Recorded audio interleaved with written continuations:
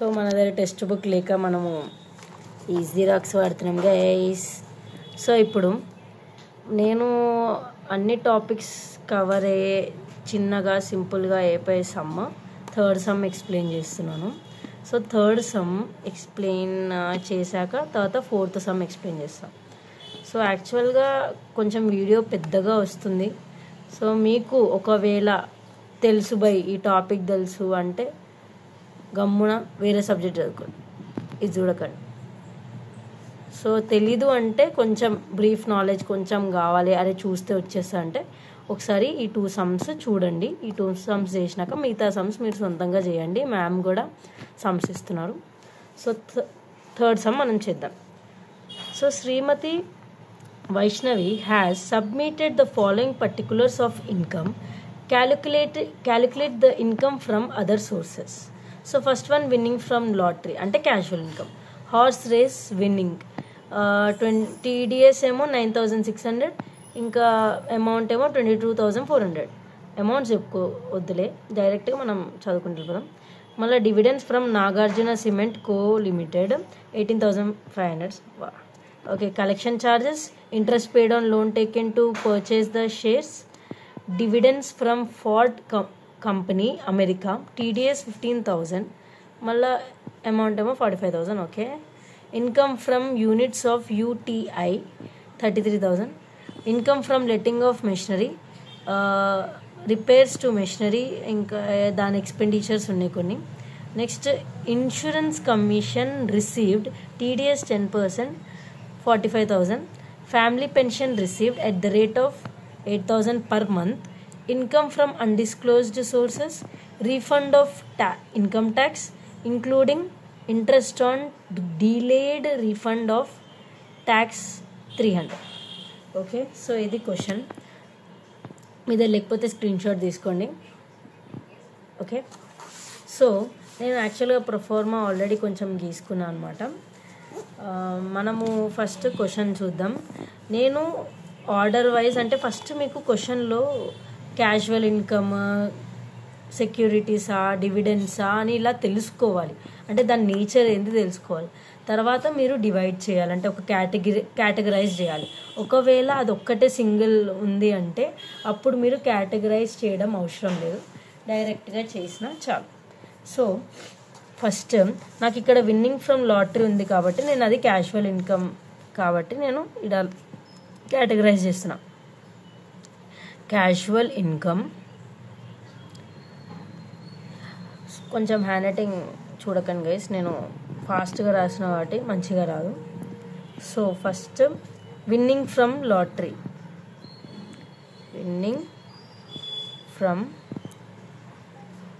Lottery ఎంత మనకి బ్రాకెట్స్లో ఇక్కడ కన్ఫ్యూజ్ చేయడానికి గ్రాస్ అని ఇచ్చారు. గ్రాస్ అంటే అది ఆల్రెడీ 100 డివైడెడ్ బై 70 చేశారు అని అర్థం. సో చేసేసారు కాబట్టి మనం ఏం చెయ్యొద్దు. సో 50,000 డైరెక్ట్గా మనం అవుటర్ కాలంలో వేసేసుకుందాం. వద్దులే, ఎందుకంటే ఇక్కడ నెక్స్ట్ హార్స్ రేస్ కూడా ఉంది కాబట్టి దీనికే యాడ్ అవుతుంది కాబట్టి ఇన్నర్ కాలంలో వేసుకుందాం 50,000. Next horse race, winning from horse race. ఇక్కడ కొంచెం పాయింట్ ఏంటంటే గైస్, TDS అని అన్నారు. TDS ఈజ్ నథింగ్ బట్ అంటే ట్యాక్స్ డిడక్టెడ్ ఎట్ సోర్స్, అంటే అది కొంచెం గ్రాస్ లాంటిది. సో 22,400కి 9,600 మనం యాడ్ చేయాలి. సింపుల్ వర్డ్స్లో చెప్పాలంటే మనం గ్రాస్ చేస్తున్నామని అర్థం. ఓకే, సో హార్స్ రేస్ ఏమో ఎంత మనకి 22,400 యాడ్ TDS ఎంత 9,600. సో ఇవన్నీ యాడ్ చేస్తే ఓకే, సో మనం ఇది క్యాలిక్యులేట్ చేస్తే 82,000 వచ్చింది. సో నెక్స్ట్ మనము డివిడెండ్స్ ఇవన్నిట్లో రావు కాబట్టి ఇంకా క్యాజువల్ ఇన్కమ్ది ఏం లేవు కాబట్టి నెక్స్ట్ డివిడెండ్స్ అంటే మనం నెక్స్ట్ సైడ్ హెడ్డింగ్ పెట్టుకుందాం. డివిడెండ్స్. సో డివిడెండ్స్లో మనకి 2 ఉన్నాయి. Dividends from Nagarjuna cement first one. నేను డివిడెండ్స్ అని రాయట్లేదు ఎందుకంటే ఇది ఆల్రెడీ డివిడెండ్ అని రాసుకున్నాం కాబట్టి జస్ట్ డైరెక్ట్గా కంపెనీ పేరు రాసుకుంటున్నా. సిమెంట్ కో. దీనికి మనకి ఎంత వచ్చింది? 18,500 ఉంది మనకి. 18,500. దానికి లెస్, దాని కిందనే లెస్ అంటే collection charges 30 rupees, interest paid on loan taken to purchase the shares 2,150. ఇంకోటి నేను ముందే ఇంపార్టెంట్ పాయింట్స్లో చెప్పాను కదా, షేర్స్ అనే టర్మ్ వస్తే సెక్యూరిటీస్ ఉంటేనే మనము అది కన్సిడర్ చేయాలి, కానీ షేర్స్ ఉంటే కన్సిడర్ చేయొద్దు. సో అందుకనే మనం మైనస్ చేయొద్దు. So clear? అందుకనే ఓన్లీ కలెక్షన్ ఛార్జెస్ మనం మైనస్ చేస్తున్నాం అంటే లెస్ చేస్తున్నాం. కలెక్షన్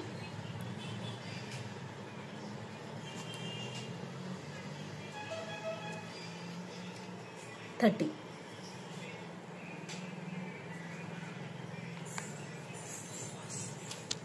మనం ప్లస్ 30 18,470. 18,470. సో మళ్ళీ దీనికి మనము next dividends from Ford company America అని ఉంది. సో అది కూడా డివిడెండ్సే కాబట్టి ఇది రాసుకుందాం.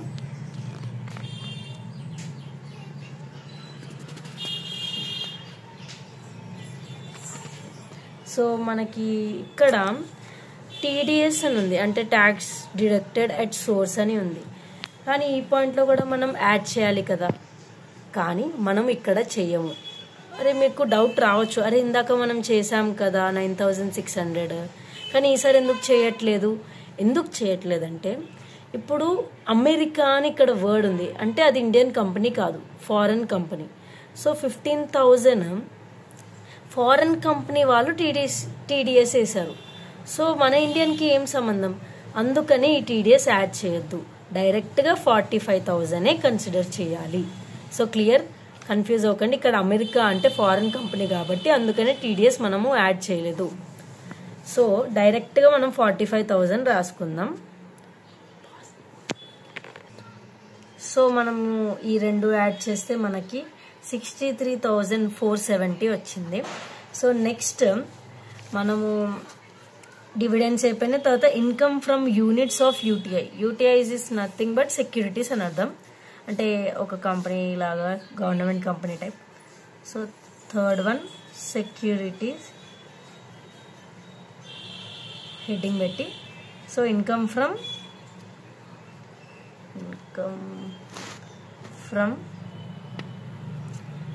Units of UTI. సో ఎంత ఉంది మనకి? 33,000. యాక్చువల్గా ఇక్కడ మనకి ఇంకా ఇన్కమ్స్ లేవు. సో అందుకని అంటే సెక్యూరిటీస్లో ఈ క్వశ్చన్లో ఇంకా ఇన్కమ్స్ లేవు. సో అందుకనే నేను డైరెక్ట్గా అమౌంట్ రాసేస్తున్నాను. నేను కొంచెం చూసుకోలే guys. So next fourth side heading ఏముంది?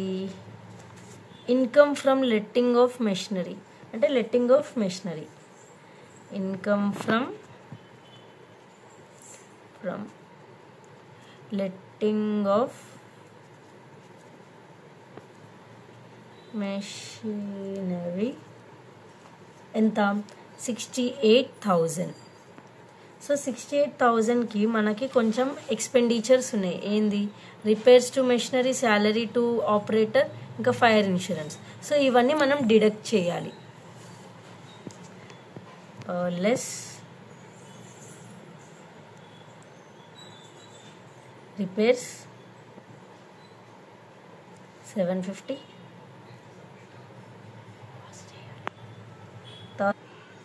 సో శాలరీ ఏమో 18,000. And next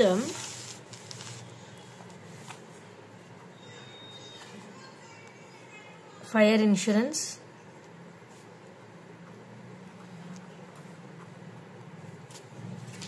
350. సో ఇవన్నీ లెస్ చేస్తే 68,000కి ఇవన్నీ లెస్ చేస్తే మనకి 48,900 వచ్చింది. So next one insurance commission received. Insurance commission received TDS at the rate of 10% 45,000. So TDS మళ్ళీ ఈ TDS కాన్సెప్ట్ వచ్చింది గైస్. ఇప్పుడు ఈ TDS మనం వేయాలి, కానీ ఇది 10%, 20%, 30% ఏమన్నా కూడా మీరు కన్ఫ్యూజ్ అవ్వద్దు. మీరు గ్రాస్ చేయాలి. ఎందుకంటే ఇది యాక్చువల్గా ఇంపార్టెంట్ పాయింట్స్లో ఒక పాయింట్ నేను మిస్ చేశాను. అంటే మీకు బుక్లో ఉంటుంది, నోట్స్లో మ్యామ్ రాపించిన దాంట్లో ఇప్పుడు మనకు వచ్చిన దానికి అంటే ఏ అమౌంట్ ఉందో దానికి 100 divided by 90 మనం చేయాలి. So fifth one insurance commission received 45,000 into 100 divided by 90. Okay, so 100 divided by 90 చేస్తే అంటే గ్రాస్ చేస్తే 50,000 వస్తుంది మనకి. So clear. నెక్స్ట్ వన్ మనకి family pension received 8,000 per month. So sixth one family pension. Family pension working note ఉంటుంది guys. So అందుకనే ఇప్పుడు amount డైరెక్ట్గా నేను రాయను, వర్కింగ్ నోట్ చేశాక మనం చేయాలి. సో నేను ఎగ్జామ్లో కూడా ఇక్కడ ఆగి సీదా కింద పోయి నేను ఏం చేయను, ఇట్లా ఎంటీ ప్లేస్ వదిలేసి నెక్స్ట్ కంటిన్యూ చేస్తాను. సో నెక్స్ట్ ఫ్యామిలీ పెన్షన్ తర్వాత income from undisclosed sources. Income from undisclosed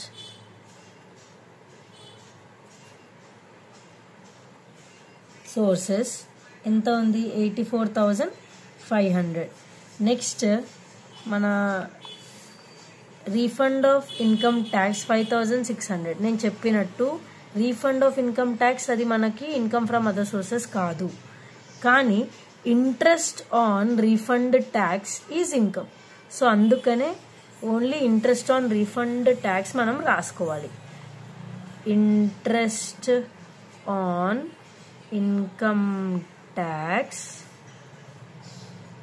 refund ఎంత ఉంది?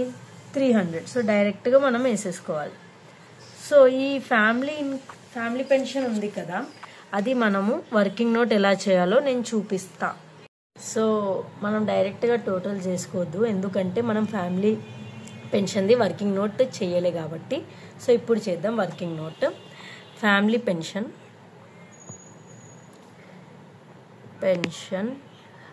Under section 57(2)(a) least of following amounts. So first one, 1/3 of pension received. So మనకి పెన్షన్ ఎంత వచ్చింది? 8,000 per month. So 8,000 into 12 into 1 divided by 3. Okay, so 8,000 into 12 చేస్తే మనకి 96,000 వస్తుంది. 96,000 into 1 divided by 3. So divided by అంటే 1 into 1 divided by 3 చేస్తే మనకి ₹32,000 వస్తుంది. ఓకే, మళ్ళీ బి ₹15,000. సో ఈ రెండిటికన్నా ఏది లీస్ట్ ఉంది? 15,000. సో అది మనం తీసుకోవాలి డిడక్షన్ లాగా. సో ఈ అమౌంట్ మనం డైరెక్ట్గా వేసుకోవాలా అంటే కాదు, మనం ఫస్ట్ ఇక్కడ ఏం చేయాలంటే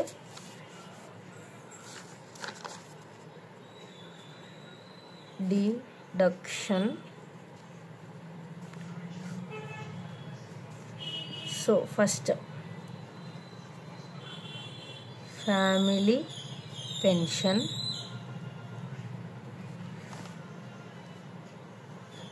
96,000 less working note.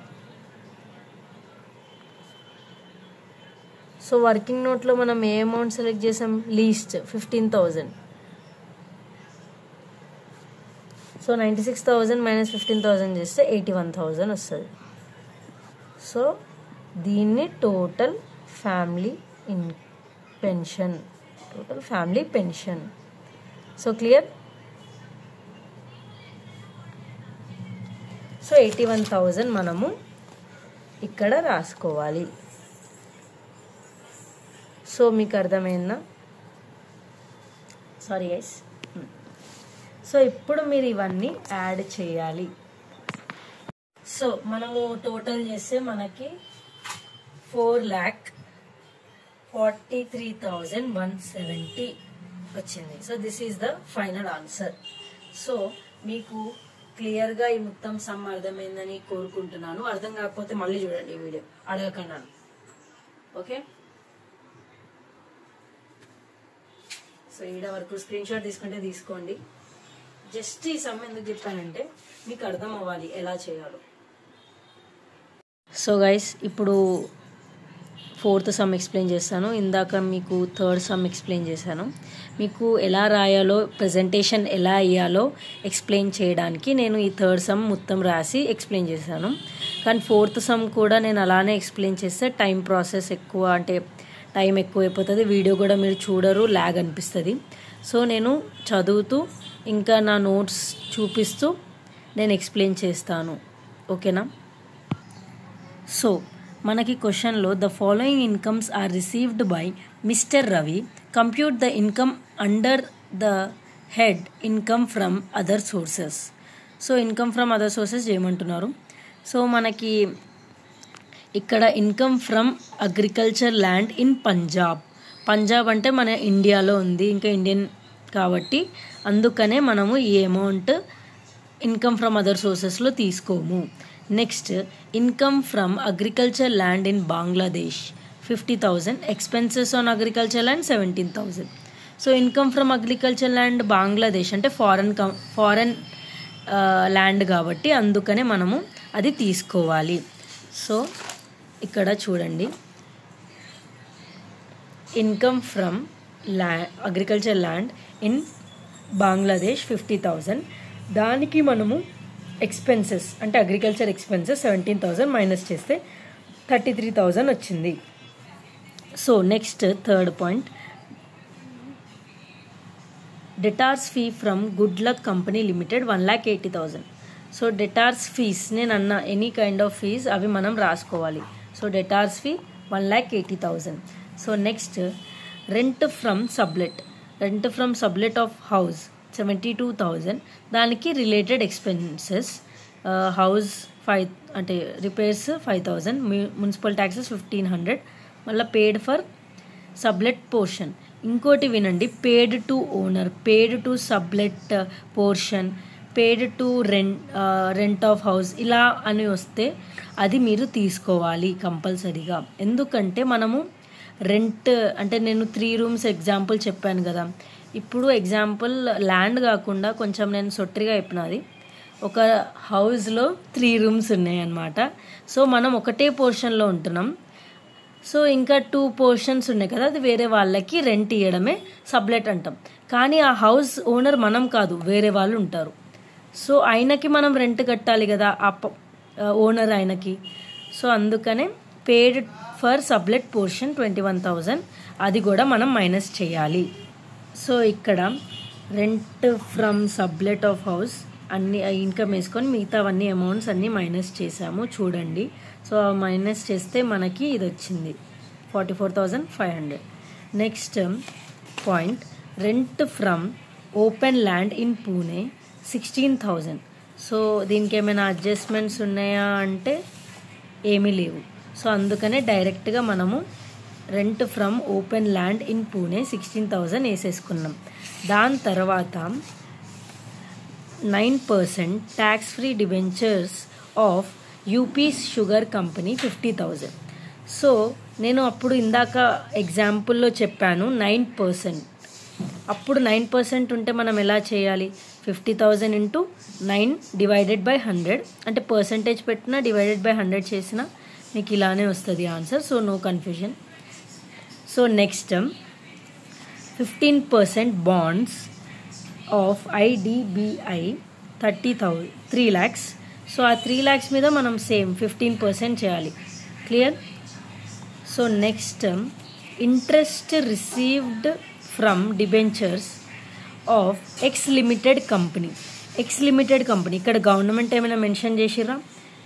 ఇక్కడ ఏమైనా సెక్యూర్డ్, రిడీమబుల్, కన్వర్టబుల్ ఏమైనా మెన్షన్ చేసిర్రా? మెన్షన్ చేయలేదు కాబట్టి మనము గ్రాస్ చేయాలి. గ్రాస్ అంటే 100 డివైడెడ్ బై 90. ఇక్కడ మీరు చూస్తున్నారు interest received from debentures of X limited company 18,000 into 100 divided by 90. Clear? So 20,000 వచ్చింది.